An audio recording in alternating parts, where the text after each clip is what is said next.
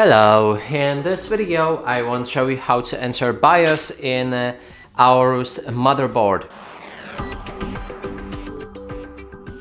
And to do this we have two different options for keys that we need to press. So there's either F2 on your keyboard right here or delete button right here. You can mash on those two buttons if you like, just keep pressing on them until you see the BIOS. So turn off your PC, then power it on and start pressing on those buttons.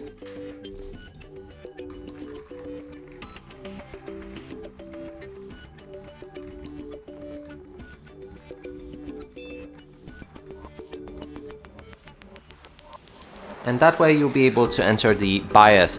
And that's it for this video. Hope you like it. Please consider subscribing to our channel, leave a like and a comment below.